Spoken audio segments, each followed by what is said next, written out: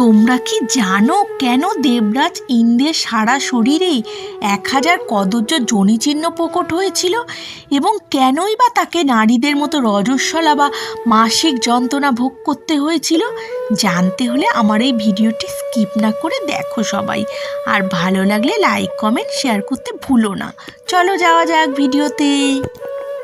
হিমালয়ের পাদদেশে ঋষি গৌতম ও তার সুন্দরী পত্নী অহল্যার আশ্রম ছিল শান্তির তপবন। কিন্তু দেবরাজ ইন্দ্রের কামাসক্ত দৃষ্টি পড়েছিল অহল্যার ওপর। একদিন ঋষি গৌতম যখন খুব ভোরে স্নান ও তর্পণের জন্য গঙ্গায় গেলেন, ইন্দ্র সেই সুযোগটি নিলেন। তিনি ঋষি গৌতমের অবিকল রূপ ধারণ করে আশ্রমে প্রবেশ করলেন। ইন্দ্রের ছলনার কাছে প্রকৃতিও যেন সেই দিন সাময়িক হার মেনেছিল। অহল্যা প্রথমটা বুঝতে না পারলেও ঋষির অকাল প্রত্যাবর্তনে কিছুটা বিস্মিত হয়েছিলেন। ঋষি গৌতম ফিরে এসে দেখলেন তারই মূর্তিতে এক ছদ্মবেশী আশ্রম থেকে বেরিয়ে আসছেন। যোগ বলে মুহূর্তের মধ্যেই তিনি সব বুঝে ফেললেন। সামনে দাঁড়িয়ে স্বয়ং দেবরাজ ইন্দ্র, ভয়ে কাঁপছেন। ঋষি গৌতম গর্জে উঠলেন, ইন্দ্র, তুমি দেবরাজ হয়েও কামের বশবর্তী হয়ে যে জঘন্য অপরাধ করলে তার শাস্তি তোমাকে পেতেই হবে। ঋষি গৌতম ইন্দ্রকে অভিশাপ দিয়ে বললেন যে লালসার কারণে তিনি এই কাজ করেছেন সেই লালসার চিহ্নই তার শরীরে ফুটে উঠবে। দেবরাজ ইন্দ্রের সারা শরীরে 1000 কদর্য নারী যোনি চিহ্ন প্রকট হয়ে উঠল। এই লজ্জা নিয়ে তিনি স্বর্গে মুখ দেখাতে পারছিলেন না। রজস্বলা বা মাসিক রক্তপাত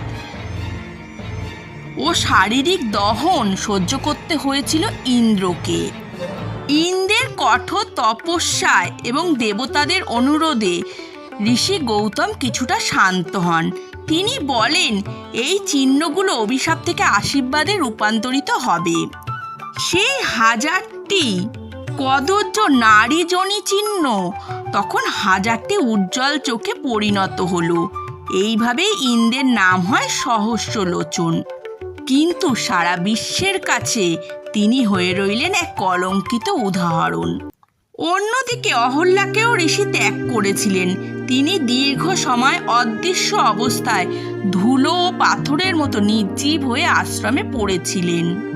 শতাব্দী কেটে গেল, আশ্রম ভেঙে পড়ল, লতাগুল্ম ঢেকে দিল পাথরা স্মৃতি, ঋতু বদলালো, আকাশ বদলালো, কিন্তু অভিশপ্ত নীরবতা রয়ে গেল অটুট। সময় থেমেছিল না, কিন্তু অহল্যার অপেক্ষা যেন থেমেছিল সেই একই মুহূর্তে। কয়েক হাজার বছর পর যখন ত্রেতা যুগে শ্রীরামচন্দ্র বিশ্বামিত্রের সাথে সেই পথ দিয়ে যাচ্ছিলেন, তার পায়ের ধুলো লাগা মাত্রই অহল্যা শাপমুক্ত হন। যেই মুহূর্তেই শ্রীরামের চরণ স্পর্শ করল সেই ভূমি শতাব্দীর অভিশাপ কেঁপে উঠল মুক্তির আশায়। অবশেষে অহল্যা মুক্ত হলেন। দিব্য আলো ছড়িয়ে পড়ল চারপাশে, চোখে অশ্রু, হৃদয়ে আনন্দ। ঋষি গৌতম আর অহল্যা আবার একসাথে সংসার করতে লাগলেন। দূর আকাশে সূর্য উঠেছে, মুক্তির আলো ছড়িয়ে পড়েছে চারিদিকে। অহংকারের ফল কত ভয়ঙ্কর হতে পারে! যখন এক ঋষির তপস্যার আগুন জ্বলে ওঠে, তখন কাঁপে স্বর্গ, কাঁপে দেবরাজ ইন্দ্র। নমস্কার। গল্পটা ভালো লাগলে অবশ্যই লাইক কমেন্ট শেয়ার করতে ভুলো না।